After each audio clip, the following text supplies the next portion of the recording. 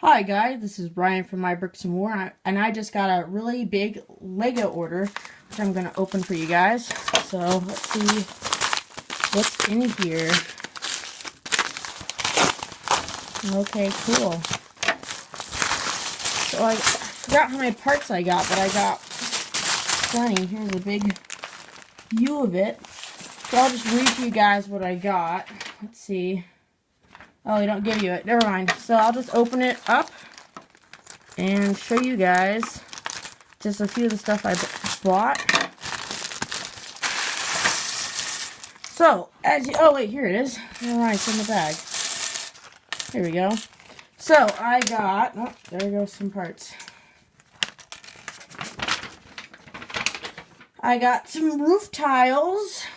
So, for example, this 2x4. And I got some 1x1 tiles. Angle plates. I don't know what you call these, but I think they're hinges. A 1x2 hinges, and this is a 1x1 hinge. Some bricks. A 1x1 brick with a stud on top, the headlight brick. And some, let's see, a 1x1 cylinder in brown. I got some mercenary bricks, or brick bricks as people like to call them.